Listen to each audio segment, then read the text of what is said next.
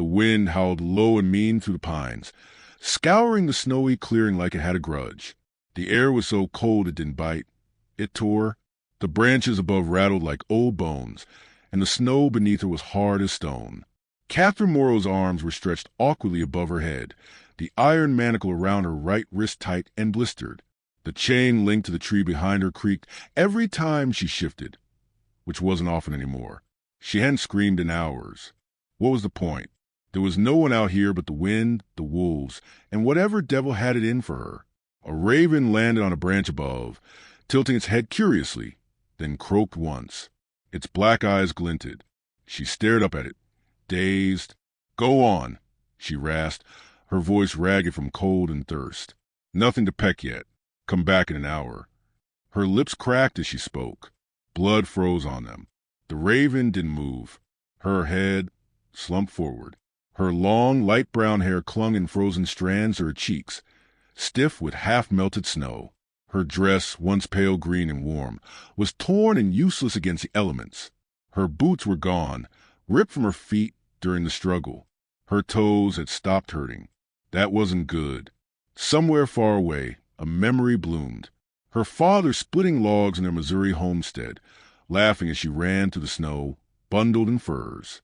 "You'll catch your death out there, Katie girl." Guess he was right.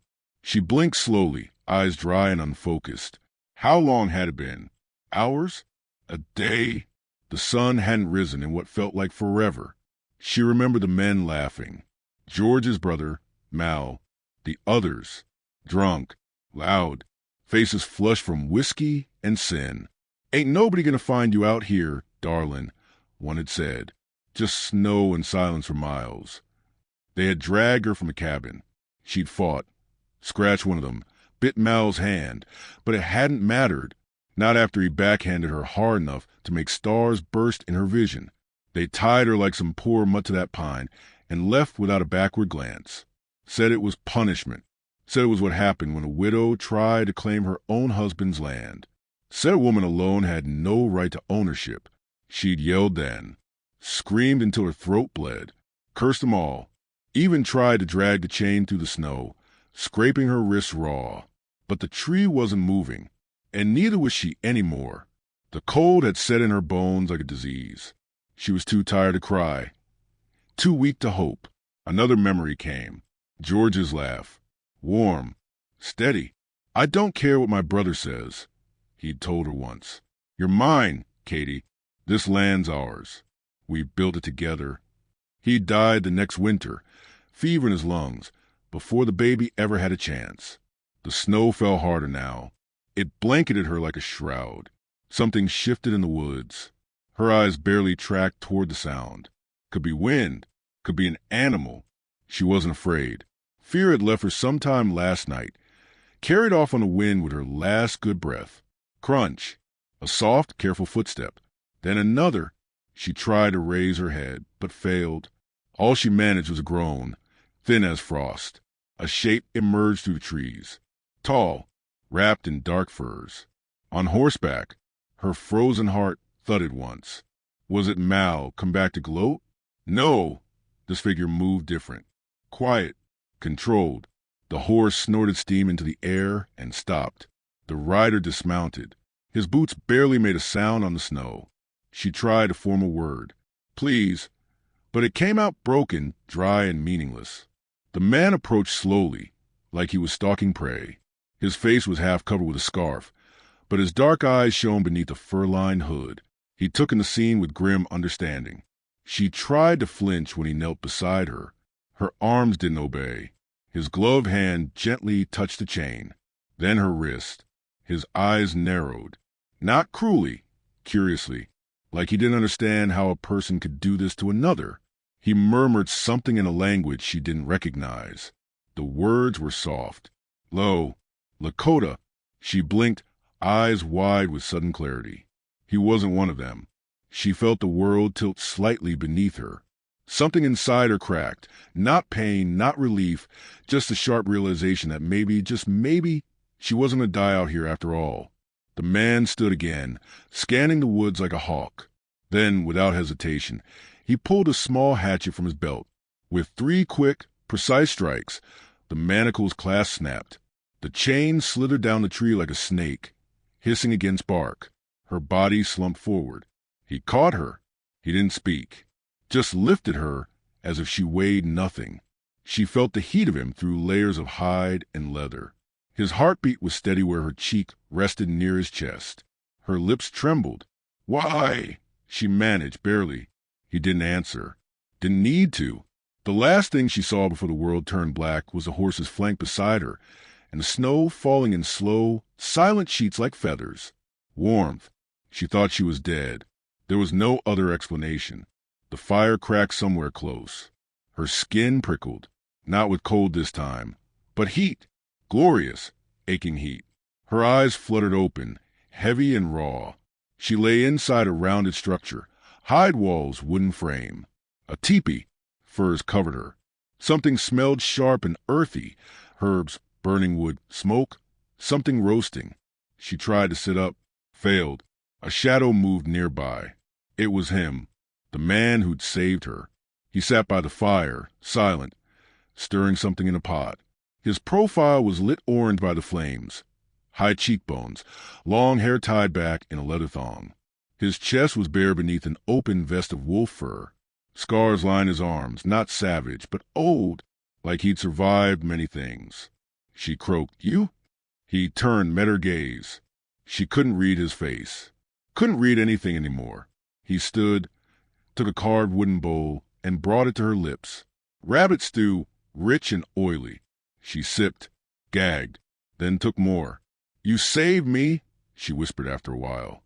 "Why?" The question hung in the air like smoke. He looked at her for a long moment, then answered in a voice low and deep. "No one deserves to die alone like that." She swallowed, not the stew, the lump in her throat. "What's your name?" she asked, voice cracking. "Tahu Wambly," he said. "Strong eagle." "Catherine," she replied softly. "Call me Kate." He nodded once, returned to the fire. For the first time in days, she didn't feel the urge to cry, didn't feel the urge to fight, didn't feel nothing. She felt alive, and she wasn't sure what to do with that yet. Outside, the wind still howled, but inside the teepee it was quiet, the kind of quiet that comes after a storm but before the next one begins. When she awoke again, the fire had burned low. Smoke curled gently toward the teepee's apex, soft against the leather walls. Her body still hurt, dull aches in her shoulders, wrists, feet, but there was warmth in her chest now, not just from the fire, but from something slower, steadier, a heartbeat that wasn't hers. Tahu was gone. She tried to sit up. This time her muscles obeyed. Sort of. Pain flared through her calves and toes like fire racing up a wick. She winced, biting back a gasp. The furs slipped off her shoulders as she shifted. Beneath them, she wore a dry tunic of soft hide. She remembered being wet, frozen. Now her skin was clean, dry, salved. Someone, him, had taken care of her while she was half conscious. No shame in it. Shame was a luxury the cold didn't allow. She shifted again, managed to swing her legs over the bedroll. The ground beneath her was thick with pine needles and rugs. A wooden bowl of stew rested beside the fire, still steaming. The flap at the teepee entrance stirred. Then he stepped in. Tahu carried firewood in one arm, a rabbit slung over the other. His gaze flicked to her, awake, upright, then back to his work like it was nothing special. But she noticed the way his jaw tightened, the smallest lift of his brow. She spoke first. "I thought you were a ghost. Maybe I was dead. Not sure which would have been kinder." He didn't smile, but his eyes softened. "You are not dead." "No," she said, flexing her fingers. "But I sure as hell was close." He knelt near the fire and added wood. Flames licked up again, chasing back the cold. She studied his hands, strong, scarred, careful, like he could kill or heal with equal ease. "I'm guessing you didn't just happen by," she said. "I was tracking," he replied simply. "Tracking what?" "Poachers. On our land." She looked down at her bandaged wrists, red and angry. "You found something worse." He nodded once. "Yes." There was a pause. Not awkward, just measured, like every word between them was a deliberate trade. "You saved my life," she said finally. He didn't answer, just stirred the stew again. "So now what?" she asked. "You need rest. Healing." "That's not what I meant." He looked at her, really looked at her this time. She met his gaze and didn't flinch. There was no pity in those eyes, no judgment, just quiet strength and something beneath it. Sadness maybe, or memory. "They'll come back," she said. "The men who did that. If they know I'm alive, they won't find us." "You sure about that?" "Yes." It wasn't bravado. It was fact. She exhaled through her nose. "You always as quiet." "No." She waited. He didn't elaborate. That earned a tired, raspy laugh from her. "Well, I guess that's one way to keep me from talking too much." He glanced at her again, and this time there was the faintest twitch at the corner of his mouth. Not quite a smile, but it was something. She leaned back against a thick hide cushion. "My husband used to say I talk too much when I'm scared." "You should be scared. You nearly died." "I was out there." She looked toward the flap. "But now I'm not, and that's almost scarier." He stirred the stew once more, then passed her the bowl. She accepted it, hands shaking slightly. She took a bite, chewed, swallowed. It was simple, rabid, a few roots, herbs, but it tasted like life. "Where did you learn to cook?" she asked. "My mother." "She teach you how to rescue half-dead settler women too?" This time, he did smile, brief and lopsided. "No." "Well, you're good at it. The rescuing part, I mean. Not that the cooking's bad." They fell into silence again, the kind that wasn't empty, but full of things unspoken. She finished her stew slowly, savoring every bite like it might vanish. When she handed the bowl back, he took it without a word and rinsed it in a clay pot of water by the fire. "How long have I been here?" she asked. "2 nights." She blinked. "I thought it felt like one long nightmare. You had fever, shaking. You cried out in your sleep." "I don't remember that." He didn't say anything, but the flicker in his eyes told her he did. "You stayed?" she asked. "Yes." "Didn't think I'd make it?" "No." She swallowed. Her throat was tight again. "You still stayed?" "Yes." She looked at the fire, let the silence sit between them. When she spoke again, her voice was low. "They were my husband's kin. After he died, they started sniffing around, looking at the land like it was up for grabs. Mal, his brother, he said I had no claim, said I was just borrowing until someone stronger came along." Tahu listened without interruption. "They waited until I was alone," she continued. "Dragged me out of the cabin. Laughed the whole time. Said I'd freeze before dawn. And the worst part? I almost did." He turned toward her fully. "They were wrong. I know that now. You lived." "I did." He nodded. "That makes you dangerous." She looked at him, startled. "Dangerous?" "To men who think women are weak." Her laugh was dry. "I don't feel dangerous." "You will." They sat in quiet for a moment longer. Then she said, "What's next for you? After the poachers?" "I return north, to my people." "Where's that?" He gestured with his chin. 2 days' ride, past the ridge line. She hesitated. "Can you take me there?" He studied her carefully. "You cannot walk." "I can ride." "You can barely sit up." She bristled. "I won't be anyone's burden." "I didn't say that." "But you thought it." He didn't deny it. She clenched her jaw. "I've been a burden long enough. Let them think I'm dead. Let the snow bury the woman they left behind. You are not that woman anymore." She turned her face away. "I don't know who I am now." He poked at the fire. "You'll find her when you stop trying to remember who you were." That silenced her. After a while, he stood. "You need sleep?" "I'm tired of sleeping." "You're still healing." "You're not my father." "No, but if you collapse again, I'll have to carry you. That's not something I enjoy." She grinned despite herself. "I'm lighter than I look." "I doubt that." She let out a soft snort and lay back down, adjusting the furs around her shoulders. You know, for a quiet man, you're kind of smart-ass. Only when provoked. The firelight danced against the walls. Her eyelids grew heavy. Her body still ached, but there was comfort in it now. A dull, human pain. Not the hollow of dying, but the pull of survival. "Thank you," she whispered. He didn't respond. She closed her eyes, drifting, but just before sleep took her, she heard him murmur, "You are not alone anymore." And for the first time in days, Catherine Morrow believed it. The sun was a pale smear above the trees, more illusion than warmth. The snow had stopped falling overnight, but hard frost clung to every branch and blade of grass like a warning. Outside the teepee, silence reigned, thick and expectant. Kate stood barefoot on a bearskin rug, wrapped in a heavy buffalo robe. Her balance was still shaky, but her legs held. She took a deep breath, the air burning her lungs clean. The cold still hurt, but it no longer felt like the end of her story. She watched Tahu prepare his horse. He moved with quiet purpose, strapping a bow and quiver to the saddle. His knife gleamed in the morning light, polished and ready. He wasn't in a hurry, but everything about him said he expected trouble. She stepped closer. "Where are you going?" He didn't look up. "There are tracks, north of the ridge. Fresh." Her heart stalled. "Human?" "Yes." "How many?" He paused. 3 horses. 2 riders. 1 pack horse. The horses are white man bred.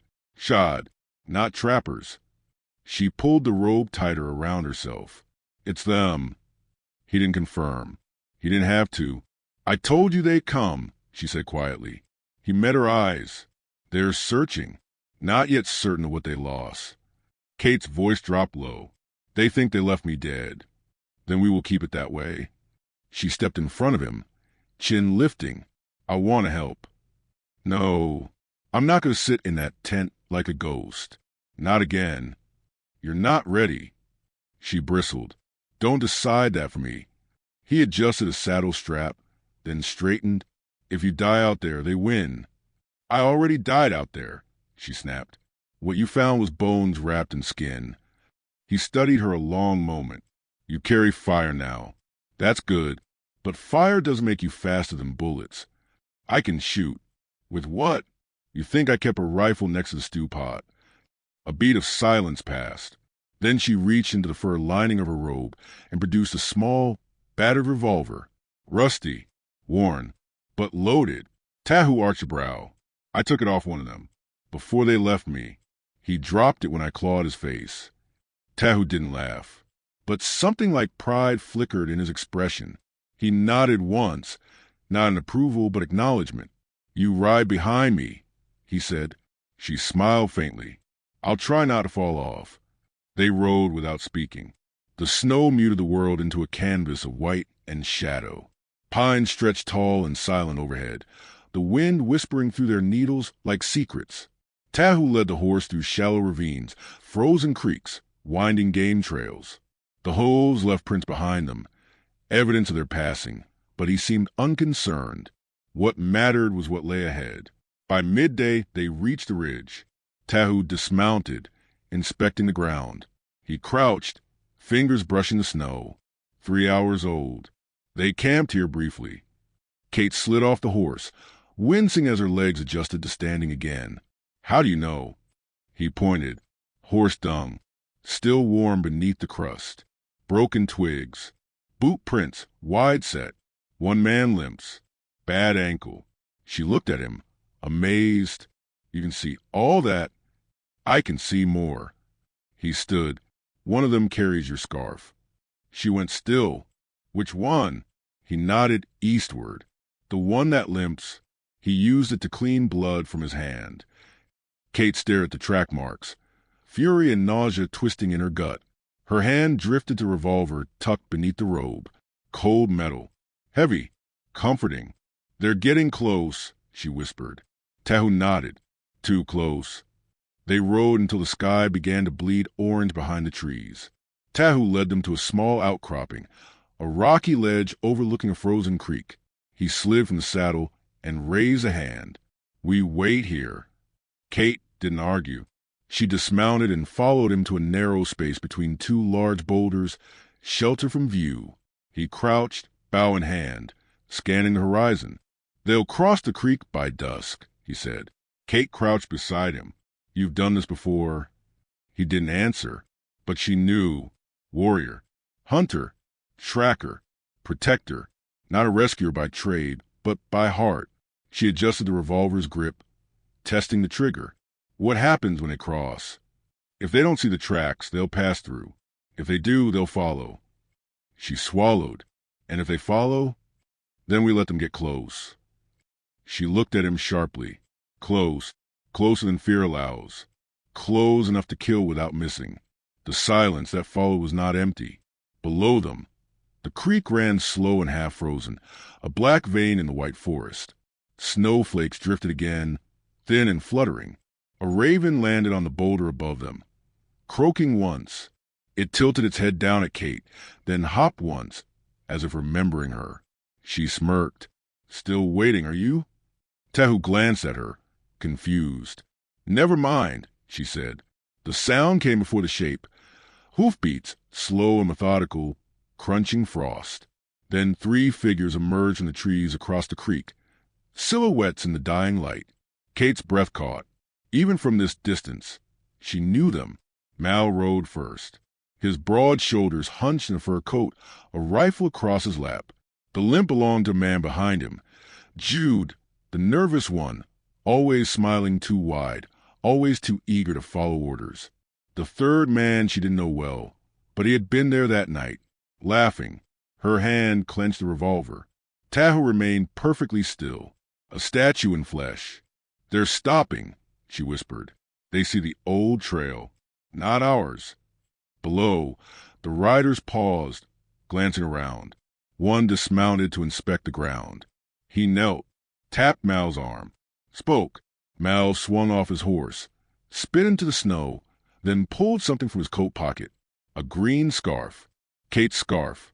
She bit the inside of her cheek, drawing blood to keep from gasping. "They'll follow," Tahu said. Kate looked at him. "Then we end this." "No," he said calmly. "We shift it." She frowned. "What does that mean?" He handed her a pouch of powder. "Cedar ash. Scatter across our tracks. I'll lead them toward the gorge. And me? You wait here. Stay hidden. If I fall, ride north." Her voice sharpened. "You're not going to fall. There are 3 of them. 1 shot will bring more. We do this quiet." She exhaled shakily. "Then let's be quiet." Tahu disappeared into the trees with the horse. Kate crouched deeper between the rocks, revolver steady in her lap. The weight stretched long and taut, every second a coiled spring. Below, the men crossed the creek, one after another, their boots cracking ice. Mal barked a command. They split up slightly, scanning the ground. Jude turned toward the hill. Toward her. Her breath hitched. Jude took 2 steps forward, then stopped, frowned. Something rustled in the woods to his right. He turned and vanished in a blur of motion. Kate blinked. It took a full second to realize what had happened. Tahu had come out of the trees like a ghost. No warning, no sound. His arm around Jude's throat, knife at his neck, pulling him back into shadows. Jude didn't scream. Mal turned, gun raised. Jude. The third man, Harlan, walked ahead cautiously, scanning the hill. "You see something?" Kate watched it unfold like a dance. Tahu moved behind trees, shifting position, silent and deadly. He reappeared behind Harlan, tackled him into the snow. This time there was a shout, a shot fired upward, wild and wide. Mal turned, aimed. Kate stood. Her hands didn't shake. She squeezed the trigger once. The revolver kicked back, barked like thunder. Mal dropped. Not dead. Hit in the leg. He screamed, fell to his side, clawing at the snow. Kate moved fast, sliding down the ridge, snow rushing around her feet. She reached him in seconds, revolver trained. His face twisted. "You thought I'd die," she said coldly. "You were almost right." He reached for his belt. She stepped forward and cracked him across the head with the butt of the revolver. He slumped into the snow, unconscious. Behind her, the forest was still again. Tahu emerged, dragging Harlan's body. Jude stumbled behind, hands bound with his own belt, face pale with terror. Kate stared at them, her chest heaving. "It's done," she asked. "For now," Tahu said. She looked down at Mal, then up at the trees. "Then let's finish it." And somewhere deep inside, the woman they left at the tree began to die for good. What rose in her place was something new, something fierce, something free. The night wind was calmer now, as if the forest itself had exhaled. Stars shone in frozen brilliance above the clearing, clear and cold as judgment. The fire snapped and crackled near the edge of the ridge where they had made camp. Around it lay the remnant of a fight that changed everything. Blood dark on snow, boot prints scattered like a story half erased, and 3 men who would never again lay hands on another soul. Kate crouched near the flames, her hands wrapped tight around a cup of cedar bark tea, the heat soaking into her palms. Her cheeks were raw, one lip split, but her eyes, God, her eyes had changed. The hunted look was gone. There was something new now, something unmovable, like stone formed under fire.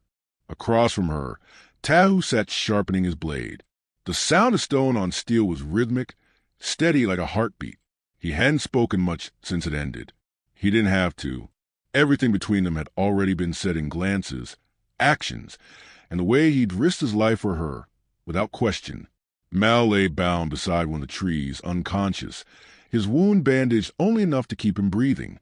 Jude sat with his back against a log, arms wrapped around his knees, shaking like a leaf. Harlan's body lay under a mound of stones nearby. Tahu had insisted on burying him. "Even snakes deserve the earth," he'd said. Kate sipped the tea. It was bitter, grounding. "We need to decide what to do with them," she said finally, eyes fixed on the flickering flames. Tahu nodded. "They cannot be allowed to return." She looked over at Mal, then Jude. "I want to be merciful," she said, "but I remember the sound they made when they laughed at me. I remember the cold eating my bones because of them." Tahu's gaze never left her face. "Mercy is not forgetting. It's choosing what you carry." Jude spoke up then, voice cracking. "I didn't want to do it. It was Mal. He made me." "You tied the chain," Kate said flatly. "You didn't stop it." "I was drunk. I didn't." She rose slowly. The robe fell away from her shoulders. Underneath, she wore a hide tunic, one of Tahu's, tied at the waist with a strip of braided sinew. Her revolver was holstered at her hip. She looked taller now, more rooted. Her hair, though wind-whipped and wild, framed her face like a crown. "You were a man when you watched it happen," she said, walking toward Jude. "So be one now." "I'm sorry," he whispered. "Please." She stopped in front of him. Her eyes were dry. "You didn't care if I died." He swallowed. "I care now." "That's not enough." She turned to Tahu. "Let him go." Jude blinked, stunned.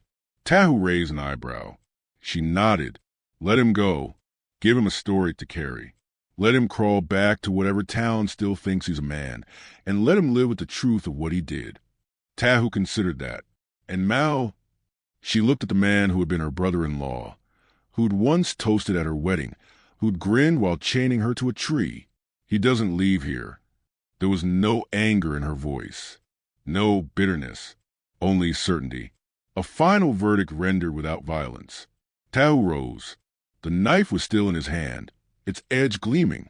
Jude watched, horror dawning on his face as Tahu moved past him and toward Mal. "Wait, no, you said let him go." Kate didn't look at him. "I said let you go." Tahu stood over Mal. The man stirred, groaned. His eyes fluttered open. Kate stepped beside Tahu, revolver drawn. "This is justice," she said, "and I don't need a courtroom to deliver it." Mal's mouth opened, bloodied lips forming her name. She pulled the trigger.